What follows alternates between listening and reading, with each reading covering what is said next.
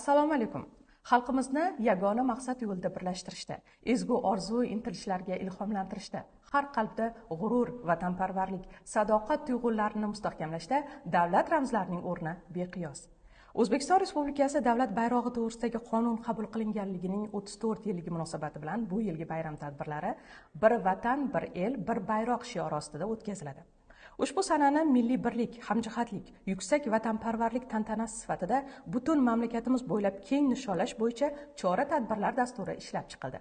Xususan, Respublika Ma'naviyat va ma'rifat markazi, O'zbekiston mahallalar uyushmasi, Mudofaa vazirligi, Madaniyat vazirligi, Favqulodda vaziyatlar vazirligi, Milliy gvardiya, Yoshlar ishlari agentligi, mahalliy davlat hokimiyati organlari hamda qator tashkilotlar hamkorligida bir bayroq ostida respublika bayroq estafetasi tadbirlari o'tkazilishi belgilandi.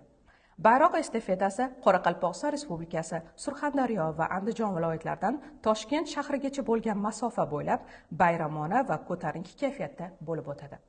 Ushbu tashabbus orqali xalqimizning birdamligi, hamjihatligi, vatan ravnaqi yo'lidagi fidoyiligi namoyon etiladi.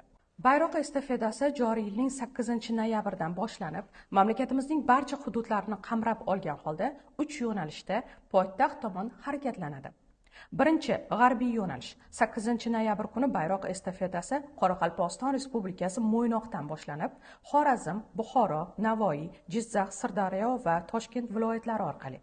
Ikkinchi janubiy yo'nalish bayroq 9-noyabr kuni Surxondaryo viloyati Sariosiyodan boshlanib, Qashqadaryo, Samarqand viloyatlari orqali hamda uchinchi sharqiy yo'nalish bo'yicha 10-noyabr kuni estafeta Andijon viloyati Xonoboddan boshlanib, Farg'ona, Namangan va Toshkent viloyati orqali Toshkent shahriga yetib keladi.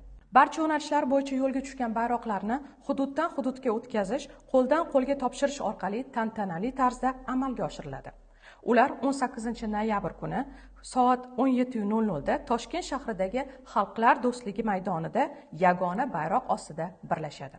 Davlat bayrog'i qabul qilingan kun munosabati bilan asosiy tadbir 18-noyabr kuni soat 17:00 da Xalqlar do'stligi maydonida boshlanadi va dronlar shousi bilan yakunlanadi.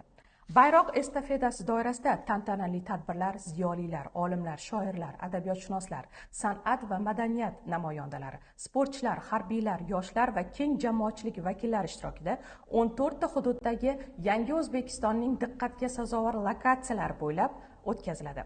Sana munosabati bilan barcha hududlardagi madaniyat va san'at maskanlari, harbiy qismlar, korxona, tashkilotlar, eng chekka, olis va chegara hududlar, mahalla, qishloq, ovullarda madaniy, ma'naviy, ma'rifiy tadbirlar, ijodiy uchrashuvlar, davra suhbatlari bo'lib o'tadi.